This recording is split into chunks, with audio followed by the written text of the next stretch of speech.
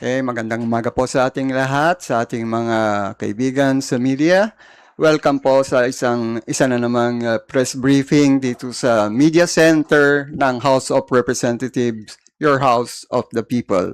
Ngayong araw po na ito, maswerte tayo na kapiling natin ang ating mga guests. Walang iba kundi si Deputy Speaker Francisco Paulo Ortega the Fifth from the 1st District of La Union, si Representative Joel Chua of the 3rd District of Manila, at siyempre ang matikang abogada at counsel for the House Prosecution Panel, walang iba si Attorney Lorna Kapunan. At para po sa ating masimulan ang press briefing na ito, pakinggan muna natin si Attorney Kapunan.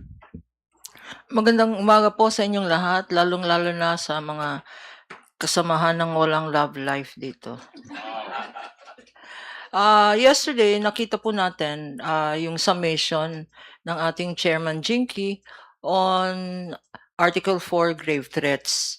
And yesterday sa House, you also know, sa Senate, you also know that we will end on Tuesday with our last witness, si NBI Director Matibag. And the reason is simple. Sa tatlong witnesses po na to, unang-una si Agent Kalilong, pangalawa si Attorney Lotok, at sa Tuesday makikita nyo na kumpleto na ang naratibo ng article on grave threats and inciting to sedition in relation to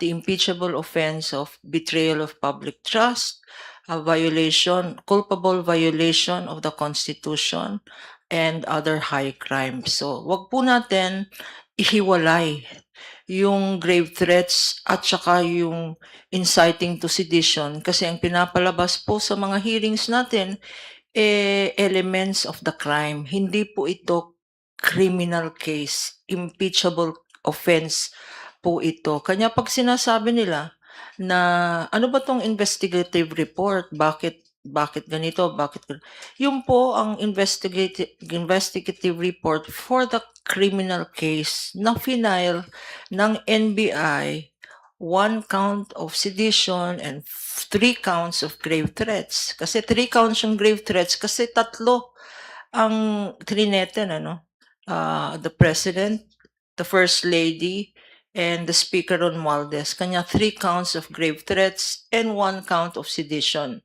Yun po ang laman ng investigative report. And so our third witness and last witness po on Tuesday will explain or sasagutin po yung mga tanong ninyo tsaka yung tanong ng senator judges, anong nangyari? Anong mangyayari? At meron bang continuing investigation? Kanya essential po yung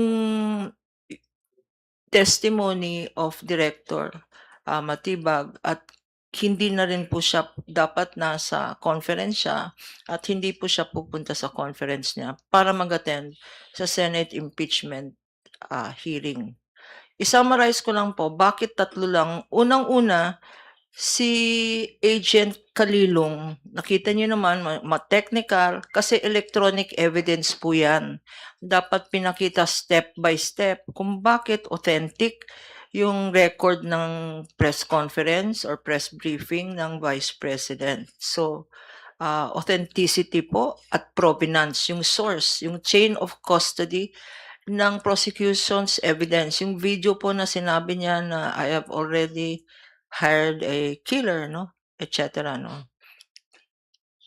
Yun po yung laman ng first witness. Yung second witness po, ang laman naman ng testimony niya is kung ano yung contents.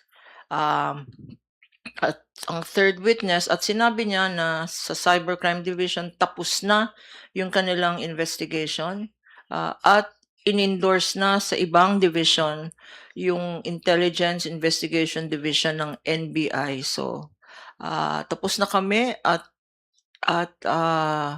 ang mangyayari ang nangyari po is linantad na ni Chairman Jinky, our lead public prosecutor, already mentioned that we will now be shifting to a presentation of the article on confidential funds. Ang head po ng team na yan is here in the flesh. Si Congressman Joel Chua po. Siya po ang punong abala sa public prosecutors tungkol sa confidential funds. Alam naman po natin na this confidential funds issue was started in his committee, no? On that note po, yun na lang po. So, on Monday, what will happen on Monday? On Monday, itutuloy po yung arguments tungkol sa dalawang issue. Unang-una, yung issue ng subpoena of the prosecution for bank records. At pangalawa, yung issue nung mahiwagang BIR box, no? Bubuksan ba natin yan? BIR box na yan. So this will be subject to interpellation, no? Kasi kahapon, nagbigay ng opening statement ang prosecution at ang defense. Sa Monday, we will expect the senator judges to be asking their questions kasi sila po magdi-decide kung on these two issues. With that po, thank you for this opportunity to address all of you. All right, Tina, your question? Good morning po. The defense panel po is saying that they're not afraid of the documents that the prosecution panel is asking to be subpoenaed. Ang gusto lang daw nila is na ayon sa Constitution at sa batas. How will you respond to that po? Well, unang-una, lahat naman po ng ginagawa namin ay naayon sa batas at naayon sa ating saligang batas. In fact, ito namang ginagawa po natin, yung impeachment proceeding ay naayon talaga ito sa ating saligang batas. So, ang sa amin naman po ay simple lamang. Kung wala naman pong tinatago, ano naman po ang dahilan para hindi payagan ang pagpepresenta ng mga ebidensya. Nang sa ganon, ay makita ng ating mga kababayan yung tanong, meron ba talaga o walang sapat na ebidensya laban sa ating Vice Presidente? Ganun naman po kasimple yun eh. Kasi hindi naman po pwedeng i-apply natin yung strict implementation ng rules of court dahil ito ay hindi naman po ito husgado. At dito po, dapat liberal interpretation lamang. And in fact, ang impeachment po, sa impeachment po, ang rules of court ay suppletory lamang. So, ibig sabihin po niyan, hindi po yan ang unang-unang dapat na ginagamit natin. Ang mananaig pa rin dito ay ang accountability, ang pananagutan, at kaakibat ng pananagutan ay ebidensya.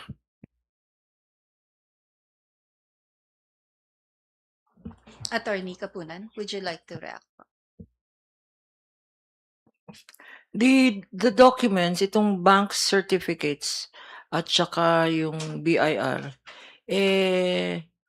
mga pieces of evidence yan na maganda na narinig natin through you na hindi naman nag-o-object ang defense to present this evidence, no? At idadagdag ko lang from the point of view of the law, kasi legal ang pag-usapan naman natin, impeachment trial po ito. Klarong-klaro po sa batas, yung bank secrecy law, no? At sa ating mga anti-graft laws. Exception po. You can open bank records and you can reveal BIR documents in connection with an impeachment case. Ito po, klarong-klaro, hindi po subject sa interpretation. Naka-enumerate po yan sa batas. Impeachment case is an exception to the bank secrecy laws. Yun po ang sinabi ng aming proponent kahapon, si Congressman Shell Jokno, at marami ring decisions ang Supreme Court, no, as regards opening of bank records. The most recent precedent is the impeachment case against Chief Justice Corona, where on the basis of these bank records, he was convicted for impeachment. Due process, sinasabi nila, siguro violation of due process. Due process is not violated. Your right to privacy is not violated because, first of all, sa due process, meron naman silang opportunity to cross-examine yung authentic ba itong bank records na yun, what does it prove, etc. No? So, we welcome the statement of the defense that they are not opposed to the opening of the bank records and the BIR statements, because kung sinasabi nilang due process of the defense, no, meron ring due process ang taong bayan. Meron ring due process dapat ang prosecution to be able to present its case. So due process on both sides tayo. On both sides tayo.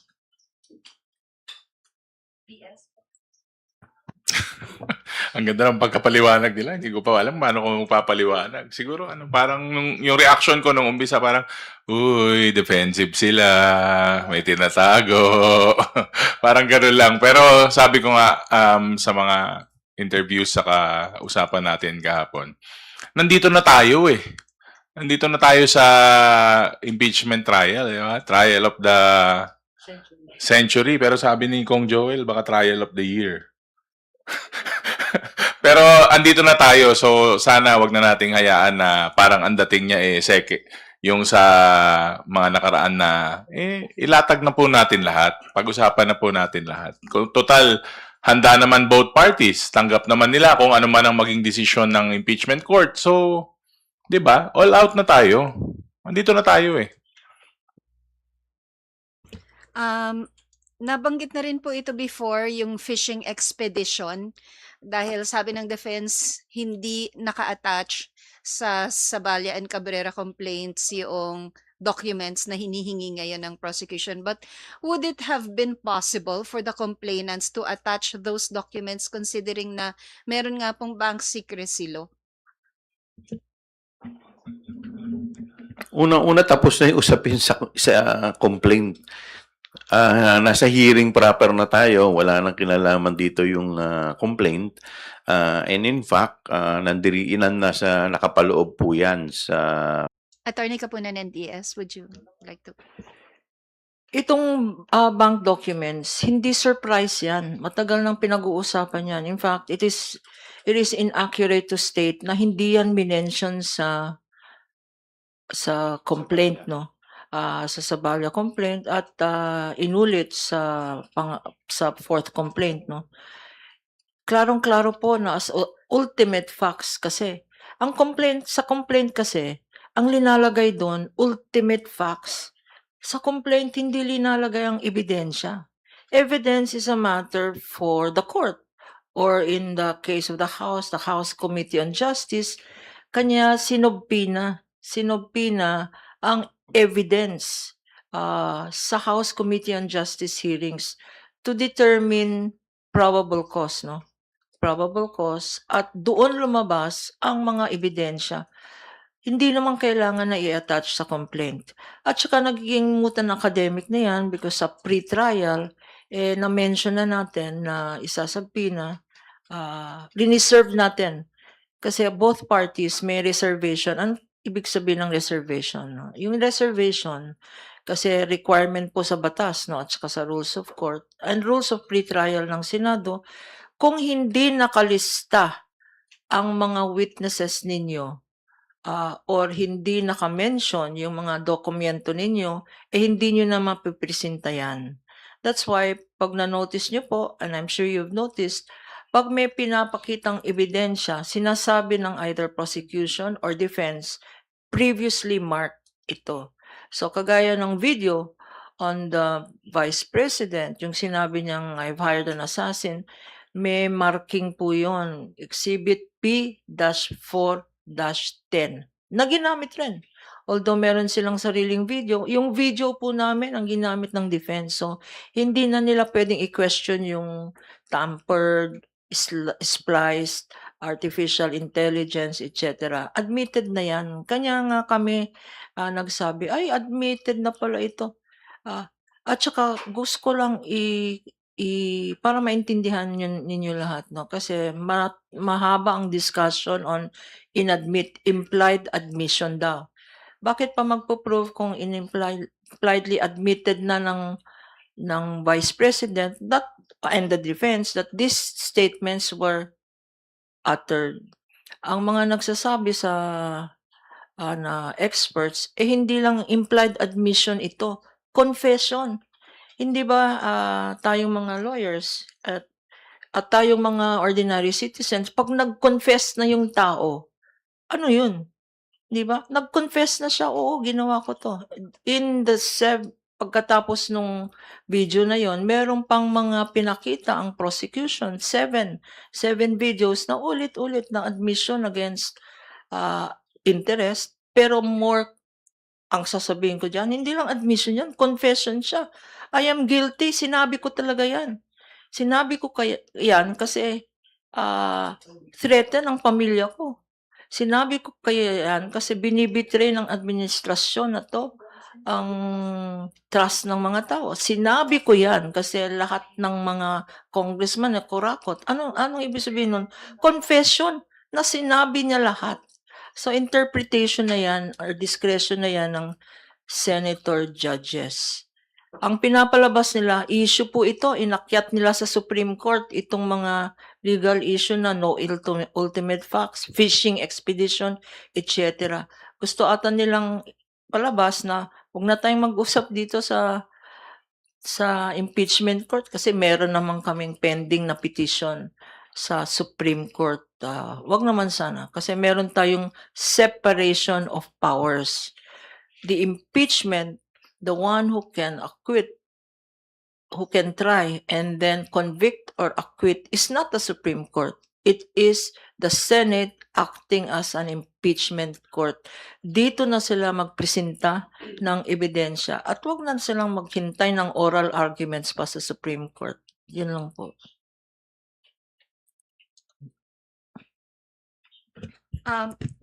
Ma'am, may final decision na po ba yung prosecution panel and Congressman Chua doon sa pagkuha ng authorization from the President to open the documents, the BIR box?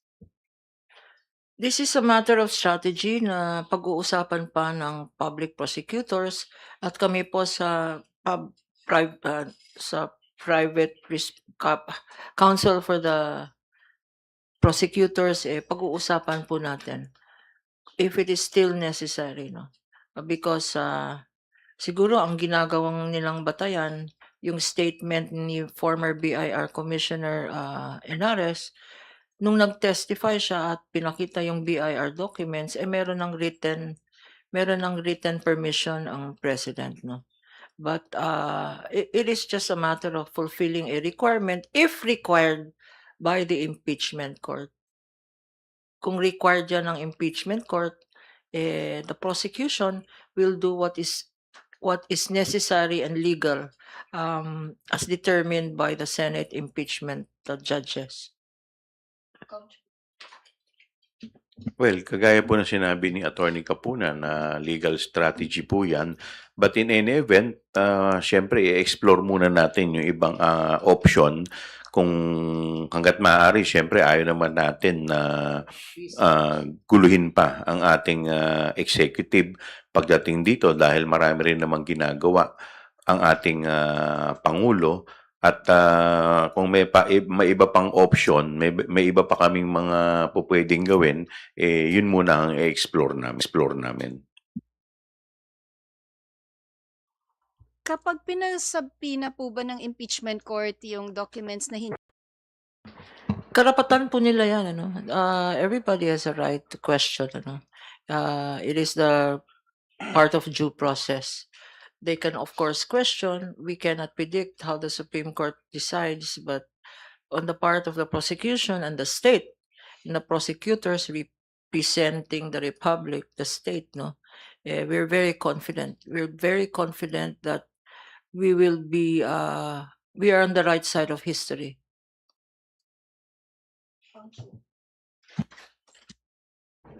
May magti-TRO doon pag nangyari yun. Kilala niyo na kung sino. Sino Hindi ko kilala eh.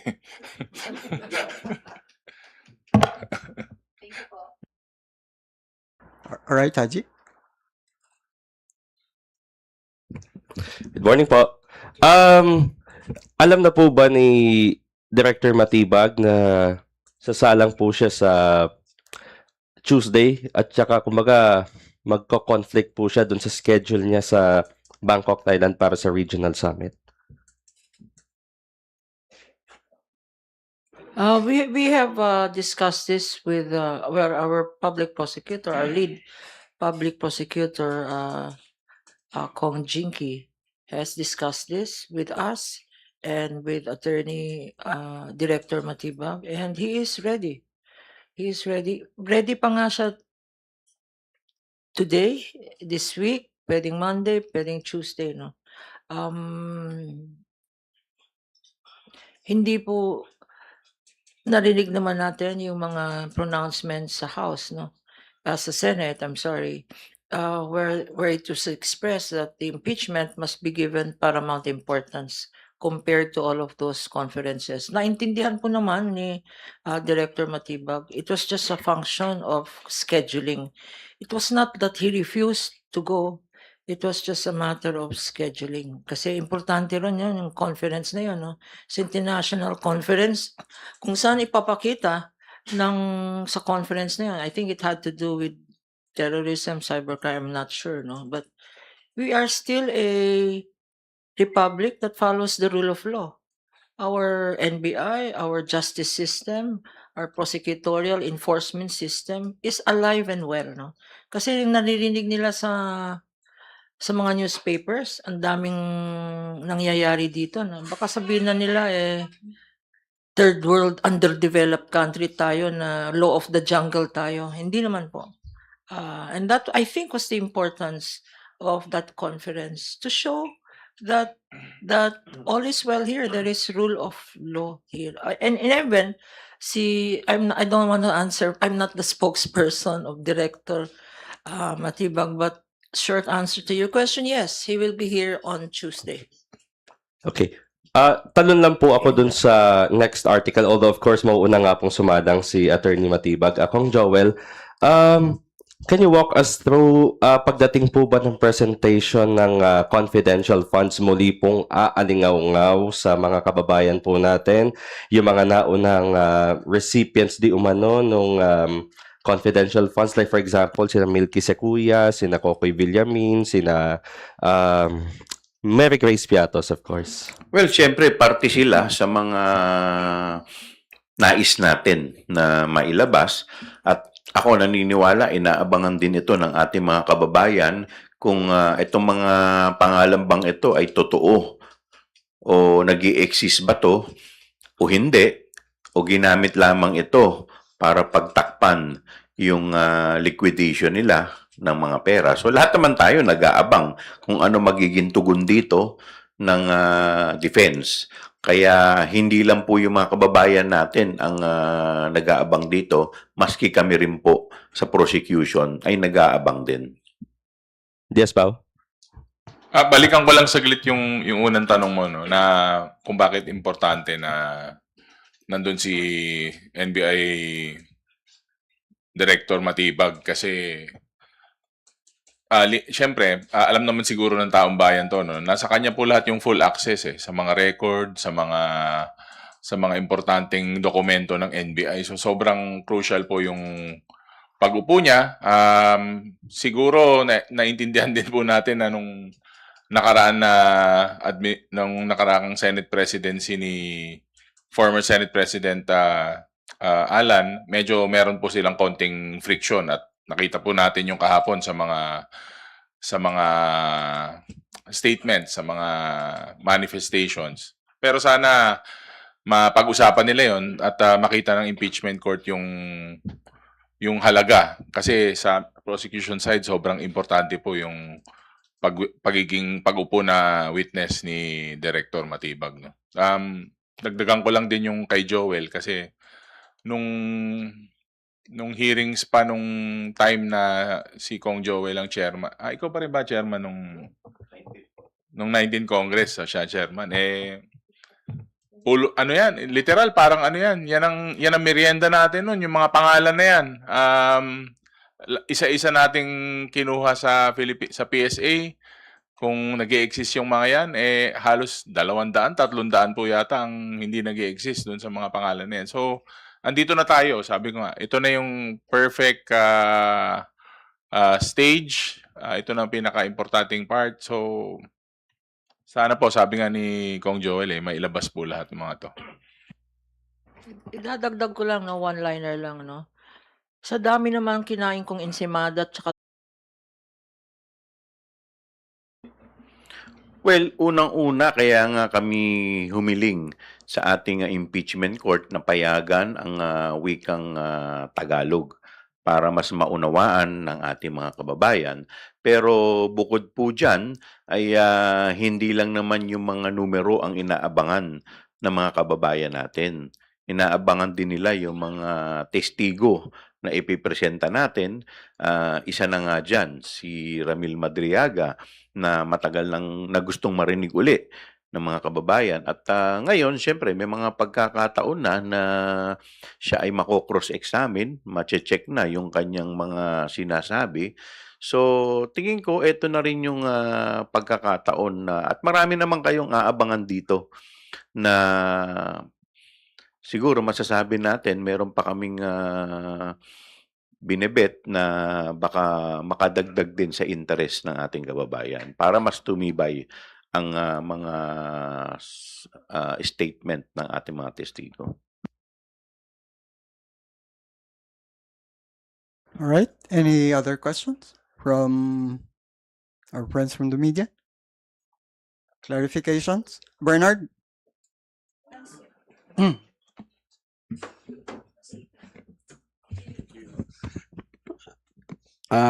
Good morning. Yung sa labas kasi, outside the impeachment. Well, alam mo kami sa prosecution, yung katotohanan lang ang gusto namin eh. Kaya nga dito pa lang makikita mo kung anong klase yung laban na to. Ito ay laban ng katotohanan at laban ng fake news. Kaya nga po hinihikayat natin, no, yung mga kababayan natin na subaybayan ang impeachment trial nang sa ganun ay hindi sila mapepeke. Dahil kung ang titingnan lamang nila yung mga naratibo sa SOCMED, talaga namang naglipana at nagkalat ngayon yung fake news. Kaya malaking bagay po yung mga ganitong klaseng pagkakataon na kami ay natatanong at naipapaliwanag namin sa mga kababayan natin kung ano ang nangyari. And as much as possible, pinipilit namin ito na ipaliwanag sa lengguwahe na mauunawaan ng ating mga kababayan. Attorney Kapunan. ang karapatan po nating lahat, no, mga mamamayan, ano, tayo, meron tayong right to information. Right to information. Information po yan, wag disinformation. Wag wrong information. Karapatan nyo malaman ano ba talaga ang tunay na information dito. That's why ang panawagan po natin sa mga maraming nanonood ng impeachment trial, let us learn to discern. Tignan natin, sino ba nagsasabi ng totoo dito? Ano ba yung ebidensya, yung bigat ng ebidensya? And kung may lumalabas na, I think yung mga, kung dumadami, sir, kung dumadami yung mga trolls, I think that is a sign of desperation. Frustrated na sila. Hindi po kanya, hindi, kasi alam naman natin sa technology ngayon, yung isang troll, yung isang, I cannot explain it, no, but yung bot na yan, pwedeng isang tao lang yan, magiging 500,000 na yan. It's technology.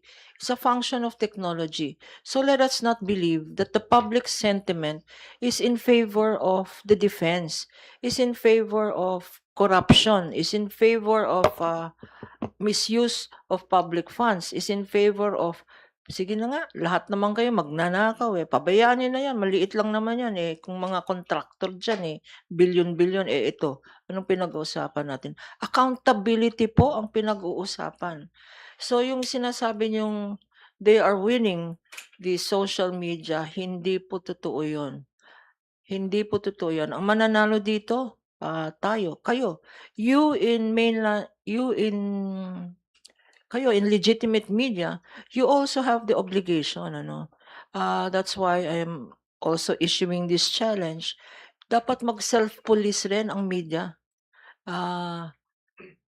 Kayong mga in legitimate media, you self-regulate, you self-police kasi nasisira ang industriya, nasisira ang right to information if it is going to be distorted by fake news na ng troll campaign. So that is the challenge. That is why nagtsatsaga po kami. Karon rin, nakita ko kayo lahat sa press con kagabi, no? Late at night, and you're here early in the morning. That means you have a desire also to bring out the real news out there. That is your challenge. Labanan natin ang mga trolls na yan. Short answer, desperate na sila. Kanya yung troll armor siguro nila, ina-activate. The other thing is, pag tinignan po natin yung mga trolls na yan, hindi na yung arguments, legal arguments, or yung kung anong nangyari. Tinitira na rin nila, personal na. Personal na ang atake, no? Tinitira na nila ito, my favorite victim. Ito din. Kasi alam naman natin si Congressman ito, palaban yan, ano? So, tinitira na kami yung mga prosecutors. Si Attorney Virgil daw, ano ba yun? Kung ano-ano na, no? Merong rapist, merong communist, merong sa amin, ano? Wag lang nila ako tirahin kasi magko-confess na ako. Marami talaga akong kasalanan. You don't need to make tira me. I will admit to all my failure. Wala, never, ever since naman, hindi ako apektado doon. Kasi meron din naman kaming sariling pag-aaral sa mga matrix, hindi lang yung ingay ng SOCMED o ng trolls. Saka at least, doon pa lang naman, pag sinabi na ng tao, troll, fake news yan, troll yan. Tumatawa na lang yung tao, medyo hindi na masyado kinakagat. Yung mga medyo sa sarili nilang mundo na lang ang naniniwala. Kumbaga, sila na lang ang nag-aamuyan. Pero siyempre, trabaho nila yun eh. Bayad sila para maggumawa ng fake news.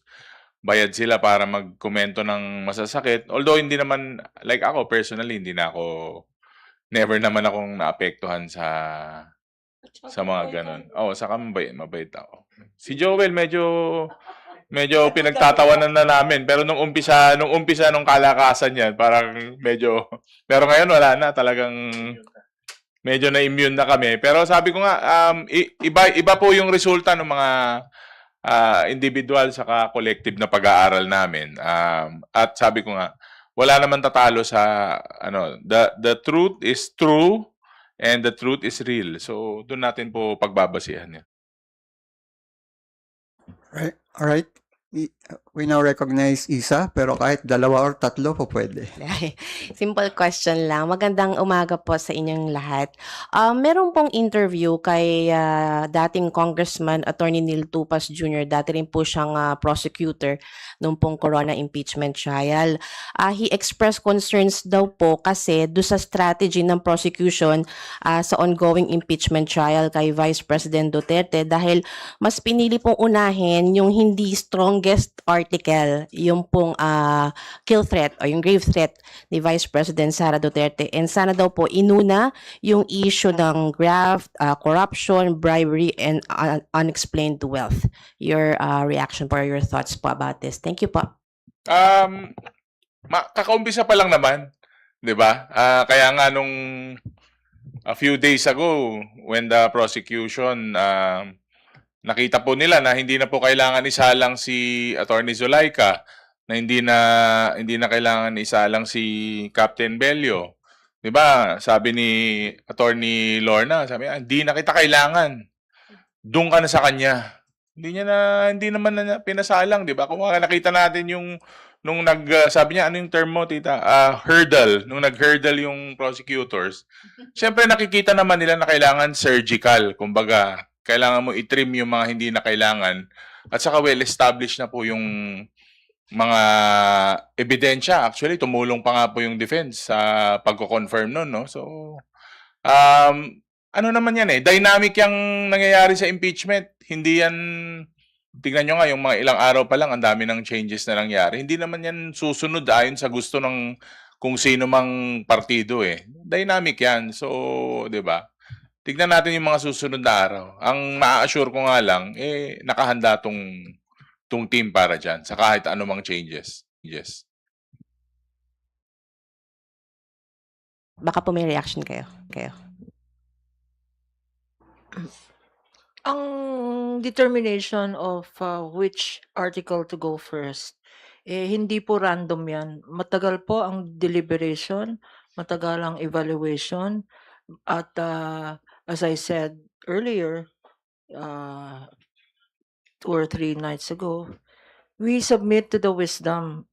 At I think, although I appreciate the comment of Congressman Tupas, let us respect the wisdom and the strategy of the prosecutors. There is a reason for everything. This was not a random decision. This was after careful evaluation of the would-be testimonial evidence tsaka pieces of documents. In any event, whether first article, second article, ang uunahin, lahat po naman yan. In the end, sabay-sabay yan, i-decide, no? If I can clarify, Kong Joel. If I can clarify, sa Senate rules kasi, maraming nagtatanong sa akin, pagtapos na ba ang prosecution on Tuesday, turn na ba ng defense na mag-present ng evidence? And I think that was a question yesterday to Presiding Officer Chis Escudero, and he said that tatapusin muna ng prosecution lahat ng 4 articles of impeachment, and then after that, it is the turn of the defense to present their defense on 4 articles. Although, siguro para sa taong bayan, it may have been better na per article para fresh sa minds nila, no? Pagkatapos ng grave threats tsaka sedition in relation to betrayal of public trust, maybe it would have been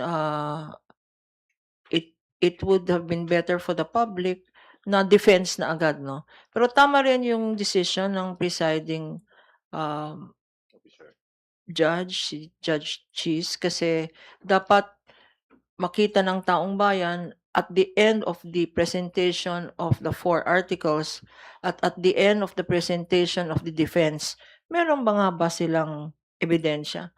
Because ulit-ulit nilang sinasabi na we don't have to present evidence, sabi ng defense. It is the presumption of innocence daw na pagkatapos ng mga articles na to ng prosecution, baka nga hindi na sila mag-present, no, in their judgment. Because panayang ulit-ulit nila na we don't have to present evidence. So maganda na nakikita ng taong bayan yung lakas ng 4 articles at yung lakas ng each article of impeachment. Pagkatapos nun, defense naman, wag na nating unahin yung strategy. Baka nga hindi Pasko or Valentine's, baka next month na tapos na to kung walang evidence ang ipapakitang ebidensya ang defense dito. So let's not second guess everybody, no.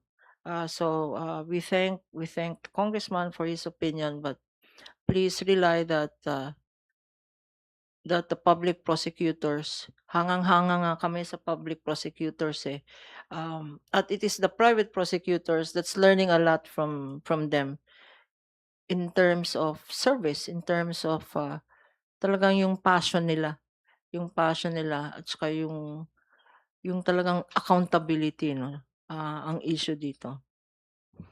Ano na lang po kay Kong Joel na lang po, medyo baguhin ko lang po yung question. Kayo po ba naniniwala kayo na hindi strong yung Article 4? Alam po ninyo lahat ng pinresent namin, yung 4 na article, lahat po yan strong. Wala po dyan kahit isang article ang hindi strong. In fact, ito nga pong Article 4, masasabi ko, isa sa pinakamalakas. Bakit? Meron po kami kasing legal terms sa mga abogado, no? Res ipsa loquitur. Ang ibig pong sabihin niyan, the thing speaks for itself. Yung mismong binitawang salita na lamang ng ating Vice Presidente na may kinausap siya na isang tao para patayin ang Pangulo, ang First Lady at ang former Speaker, yun na lamang in itself medyo masasabi nating nakakagulat at very unbecoming sa pangalawang opisyal ng ating gobyerno. At talaga namang makikita natin na napakalakas. Kaya nga po, seniorte na namin yung aming mga testigo, mga witnesses, dahil sa aming pong paniniwala, na-meet na po namin at na-achieve na po namin yung nais naming patunayan sa impeachment court. Last na lang po kay Kong Joel. Kapag po sumalang na yun sa confidential funds, sino po yung inaasahan na mag-handle po nito na private prosecutor? Thank you po. Well, marami kasing mga testigo, so iba-ibang testigo, iba-iba yung magiging hahawak. So, meron pong public prosecutor na hawak, meron din pong private. Pero hindi po ibig sabihin porke hindi po sumalang yung public prosecutor, display na lamang. Kasi may mga ibang public prosecutor, iba naman po ang kanilang trabaho, iba po yung kanilang task sa grupo. Na sa tingin po namin ay mas magiging effective po sila sa ganitong task. Hindi naman po lahat ng nakikita natin na abogado sa isang team, lahat kailangan sumalang. Dahil yung iba po dyan, sila po yung gumagawa ng research. Yung iba naman po dyan, sila ang gumagawa ng mga paperworks. Yung iba po dyan, sila naman ang kanya-kanya po talaga ng trabaho ang abogado. So, wag po nating sasabihin na porke hindi po sumalang yung public or yung private prosecutor at nandiyan dyan lamang, ibig sabihin ay hindi na sila mahalaga. Lahat po dito sa team namin, yung 11 public prosecutor, lahat po yan ay may ginagawang trabaho, may task po sila at lahat po sila ay mahalaga para po sa team namin. Segundahan ko na rin po yun. So, hindi po display, opo, yung hindi po display yung 11-man House prosecutors kasi baka nga may mga nagsasabi na bakit hindi sila yung sumasalang, bakit yung mga private lawyers po yung nagtatanong or nagsasagawa po ng cross-examination. Tama po. Tama po kayo, hindi po display lang yung mga public. In fact, kung makikita po ninyo, yung yung order nga po na kanina binabanggit ni Attorney Kapunan, ang nagdesisyon po niyan ay mga public prosecutor. Kami po ang nag-deliberate niyan, kami ang nag-usap-usap, at kami ang nagdesisyon. Of course, syempre, kukunin po namin yung mga opinion ng mga private prosecutor, private lawyer, but at the end of the day, kami rin po ang nagbigay ng mga diskarte. At kung makikita po ninyo doon sa ibang mga itong mga susunod na mga articles, lahat po ng insight dyan, lahat po ng mga ay galing po sa amin. Dahil kami po yung nasa forefront, kami po ang nakakaalam kung ano po ang nangyari. At kami rin po ang sumala ng mga testigo na mga pwede naming gamitin. So, ito naman po, as we go along, tuloy-tuloy pa rin po yung pagtatrabaho. Hindi po porke hindi nyo nakita doon ay wala nang ginagawa. Lahat po yan may ginagawa. In fact, halos lahat po kami talaga dito pagod. Hindi lang po yung private, pati po yung mga public prosecutors ay pagod din po. Marami pong salamat. All right, we have two more, Eden, then Vivian. Impeachment trial, ano po yung, baka po abutin daw ng 17 months yung impeachment trial. Ano po ang take ng PROSEC dito? Ako. Alam po ninyo, yung 17 months na sinasabi nila, ito lamang po yung requested trial dates, both ng public at saka ng private. But it does not follow na iko-consume mo o ubusin mo lahat yon. In fact, pati sa mga testigo, nilagay po namin syempre lahat dyan. Yung mga sa tingin namin na testigo na kakailanganin namin. O like for example po, dito po sa ating Article 4, nakalagay po sa aming pre-trial brief yung sheriff, si Attorney Solaika, at kung sino-sino pa. Pero nakita nyo ngayon, ang isasalang lang 3. Pagkatapos ni Attorney Matibag, tapos na. Bakit? Kasi based sa amin na observation at base sa aming pag-aaral, na-meet na namin yung ine-expect namin na palabasin na ebidensya dito po sa Article 4. So, ganun din ang mangyayari sa mga susunod na mga article. Kung sa palagay namin, matibay na ang aming ebidensya. So hindi na po darating sa punto na sasayangin pa po namin ang oras ng korte. At may mga pagkakataon din po na may mga testigo po kami na sa isang araw baka 2 po ang maisalang po namin. So pagka ganun po mangyayari, mas liliit pa po. At syempre, titingnan din po namin kung may article po kami na sa tingin namin ay pagkatapos naming ipresenta yung 1, 2 o 3 article, baka may isang article kami na hindi na namin kailangan ipresenta dahil solid na ang mga ebidensya doon pa lang sa 2 o sa 3 article. So po pwedeng hindi na rin po kami. Pwedeng i-waive na namin yung isang article. So pag ganun po nangyari, iiksi na naman po ang trial date. So at bukod pa po sa kaninang binabanggit ni Attorney Kapunan, baka mamaya yung depensa hindi na magpresenta. So pag hindi na sila nagpresenta, so malilesen na rin yung mga trial date. So lahat po yan po pwede pong mangyari. Siya umabot pa ng before the campaign period. Nako. Malayo ng baka September, October, tapos na po tayo. Idadagdag ko lang, no? Pag tinatanong yung trial dates, tsaka yung haba ng trial dates, hindi lang prosecution, no? Kasi pag nung last, nakita naman natin sa last 2 witnesses, ang nagpahaba po nun, cross-examination. Kasi maikli, hindi naman masyadong kahabaan yung direct examination ng prosecution, no? Ang nagpahaba po doon, yung cross-examination na hanggang sa typo errors, binilang ata lahat ng, well, we commend the defense for being so diligent, pero anong kinalaman naman ng typo errors dyan sa defense nila, no? So, what I'm saying is, it is not the prosecution that has full control. It will also depend on the cross-examination questions of the defense and the clarificatory questions of the senator judges, including the Senate President and the presiding judge, no? Nagpapasalamat lang kami, no?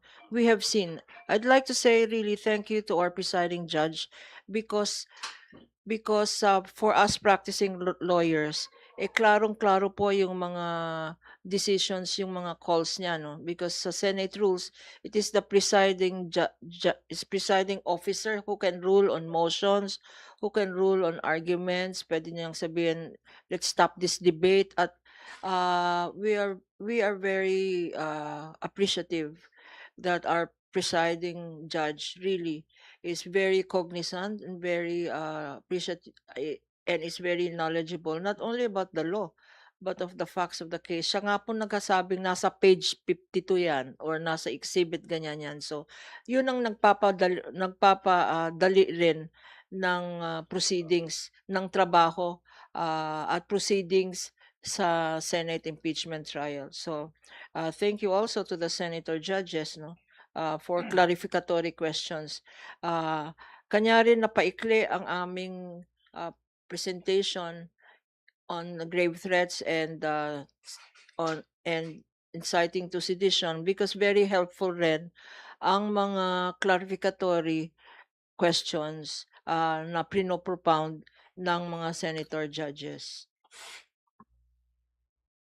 All right, Vivian. Opo.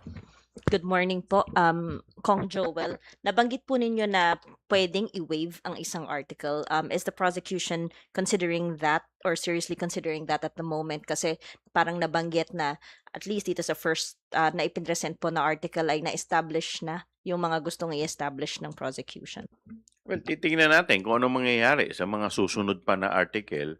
So, kung sa tingin nga namin, kagaya po ng binanggit ko kanina, after 1, 2, 3, talagang matibay na talaga, overflowing na talaga yung mga ebidensya at sa tingin namin ay para makatulong na rin kami sa impeachment court na mapaiksi at mapabilis itong hearing, pwede rin namin i-consider. But as of now, syempre, nandoon tayo sa proseso na lahat yan ipipresenta.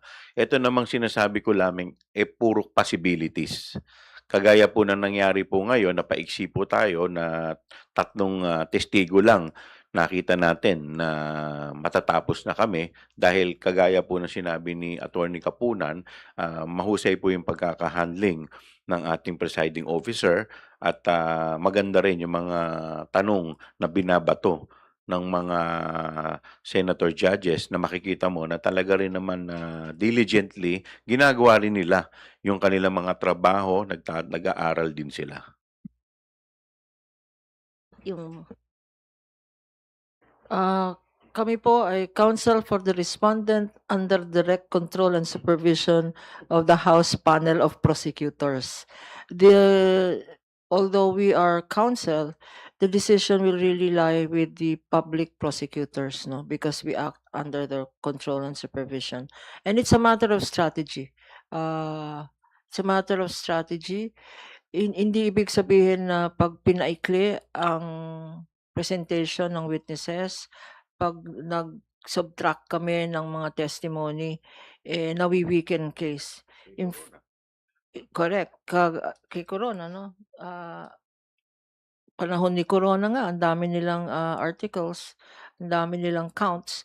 They just reduce it to unexplained, no?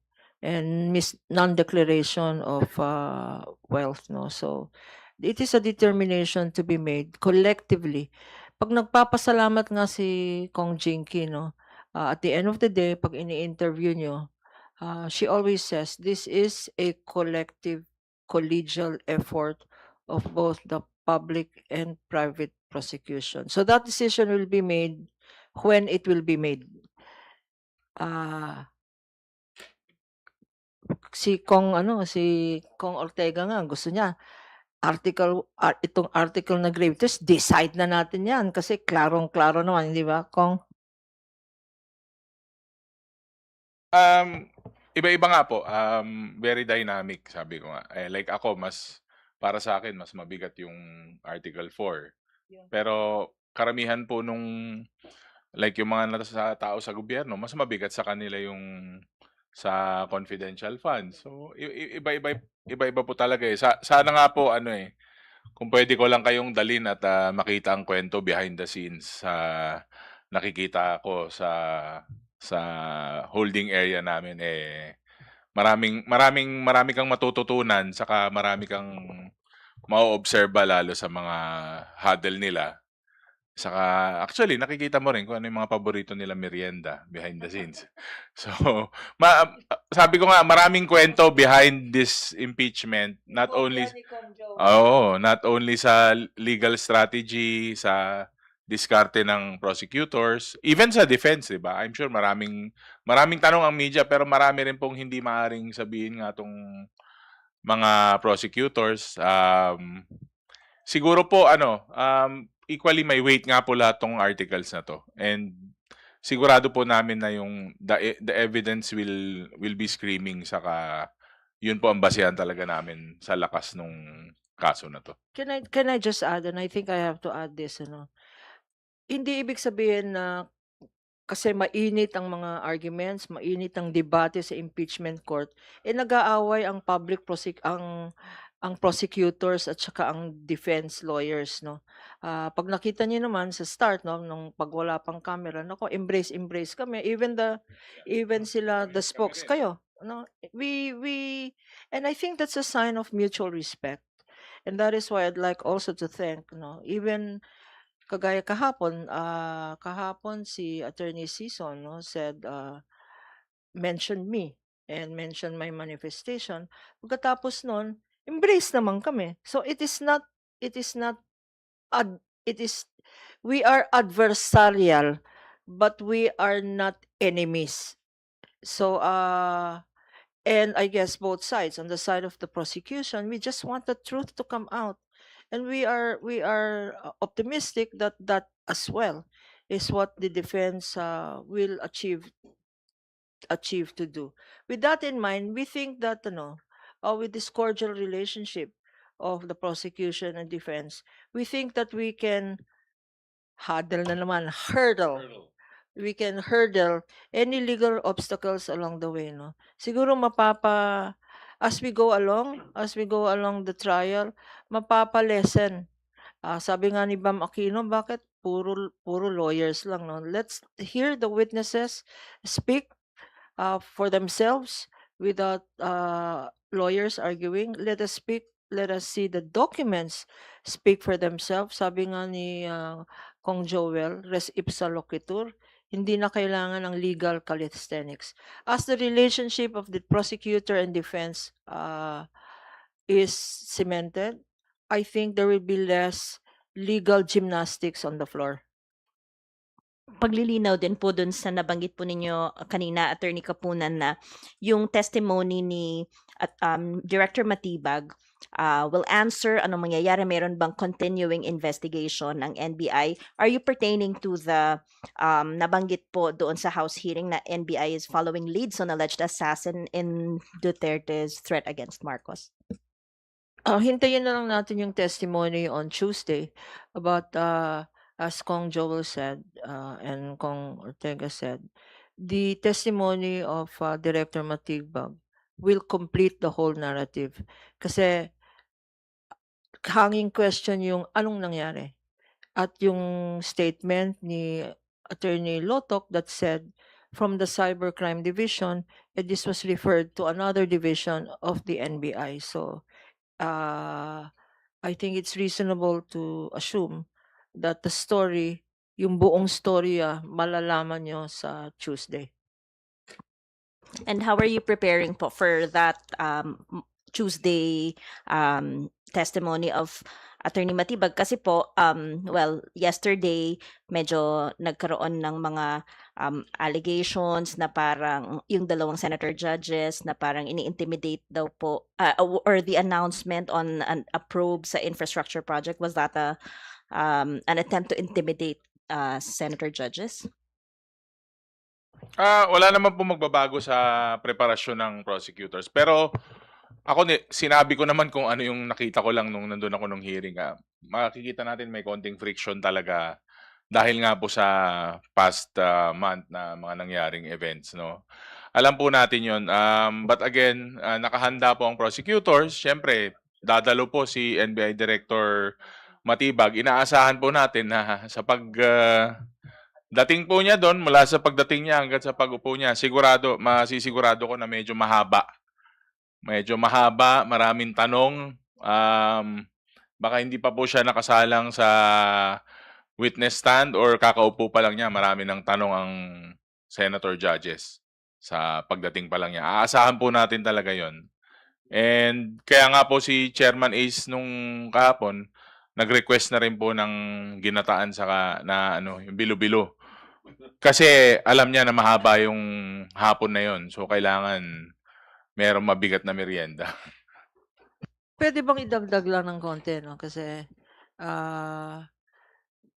before it was mentioned yung situation ng Alan Peter, etc., and the interview of Direk Matibag, nag-manifestation din po si Senator Robin Hood Padilla na sana ay hindi po ito conspiracy of sorts na bakit isa-isa na nang uubos ang mga senators na wala sa majority, no? Parang this is a concerted plot to remove the number of dissenting or yung mga minority bloc, no, kasi isa-isa na ang nangyayari, no. I'd just like to assure the public that wala pong kinalaman ang mga kaso outside the impeachment court. It is not within the control of the House. Ibang department of government 'yan, ano. If government agencies do their own duties, part of their duty yan, ano, that there are cases being filed. Hindi naman filed yesterday to. Hindi naman filed sa start ng impeachment case, no. These have been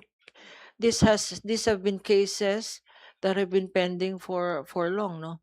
And that it has ripened now or that there is progress now is just a matter of siguro we don't want to second guess the enforcement agency. So be assured, no, we'd like to assure our dear friend Senator Robin Hood Padilla, who always keeps, kung black and white ang impeachment, naglalagay siya ng magandang technicolor pag nagmamanifest siya. So we also appreciate his statements, but be assured, Senator Robin Hood, na wala pong script ito of conspiracy, no. Wala pong Operation Romanov against the senator judges who are not part of the majority bloc. Para sa bayan lang to, para sa katotohanan. And I'm sure Senator Joel, Senator na promote ka na. Kung Joel will add to that. All right, that's the final set of questions. Marian? Good afternoon po. Just want to follow up po dun sa questions kay Attorney Matibag, kay Chief NBI Director Matibag.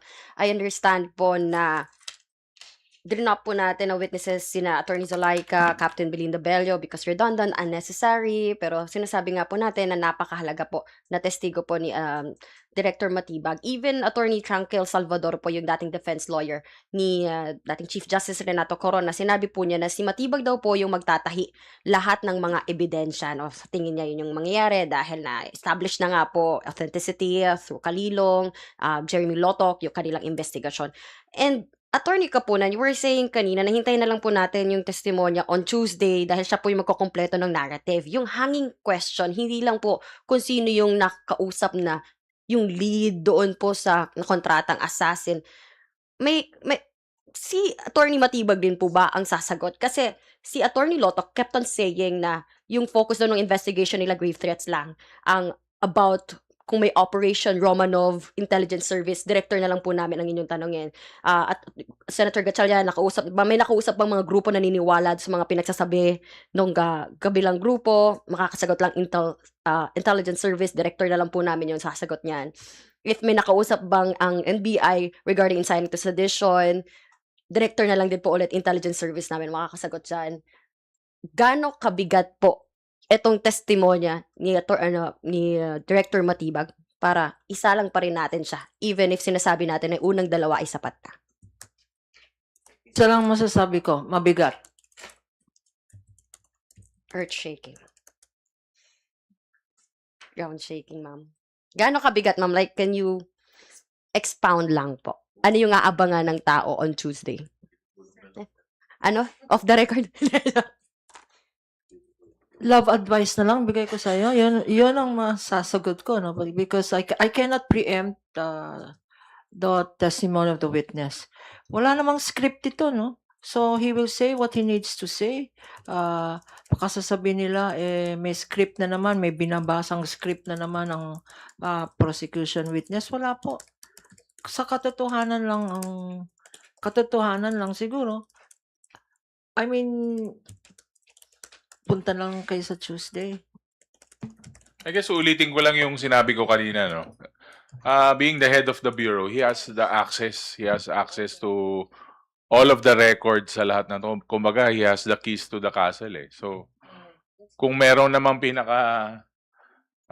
credible, saka siguro naghahanap ang mga kaibigan natin sa media at saka mga taong bayan ng pasabog or mabigat na statement coming from here. Siguro ang magandang word na gamitin natin is informative. Kasi mas privy sila sa mga impormasyon na hindi natin kayang sagot or hindi natin alam. Parang yung lead sa so-called na assassin. Siyempre, may classified yung iba dyan. At hindi rin naman nila pwedeng ibitaw or basta-basta sabihin kung hindi rin po solid yung lead nila at hindi po nila nahanap yung or under investigation pa. So, I'm sure mag-expect kayo ng fireworks next week. There will be fireworks. Bring your own baon. Sa Tuesday, BYOB ang tawag dyan. Bring your own baon. Tuesday. Oh. Kami, bilo-bilo. Ginataan. Any follow-up, Marian? Last na lang po. I understand si Director Matibag, affiliated po siya with the PDP Laban. Dati siyang official. Yes, former executive po ng PDP Laban. Maybe an ally of the Duterte or former President Rodrigo Duterte back then. Gaano kahalaga kaya yung mga nalalaman din niya even before or with all this investigation in the trial? Hindi ko kasi alam yung level of closeness nila eh. Pero hindi naman hindi naman bagong impormasyon. Alam naman ng tao na he was part of that. Siguro, yung kaunting oras na kilala ko siya at nakasalamuha ko siya, very very upfront naman siya. Hindi siya yung tipong tao na hindi siya yung parang walang drama. He's a straight arrow, straight to the point, direkta. Parang tong dalawang kasama ko dito, walang paligoy-ligoy, di ba? Walang palamuti, diretso sagot. If that question were asking court, no? Kung tinanong yung question mo sa court, ang sagot ko, Your Honor, please tell the defense that this question is immaterial and irrelevant. Wow. Di ba? Kasi yung political affiliation niya, anong kinalaman niyan sa testimony niya sa NBI? Your Honor, please, can we tell the defense counsel that to ask the right question? Hindi. Hindi naman po tinago yung political affiliation. I think the congressman knows political affiliation, but let's not allow it to color the testimony of the witness, no? Because we are sure na yun ang ilalabas ng trolls ulit, no? So pakiusap lang sa legitimate media, let that not be the issue on Tuesday. Alright, muli po, salamat sa ating mga kaibigan sa media. At syempre sa ating mga panauhin ngayong araw na to, si Deputy Speaker Ortega, si Congressman Joel Chua at si Attorney Lorna Kapunan. And we join Attorney Lorna Kapunan in wishing each and every one of you a very lovely day.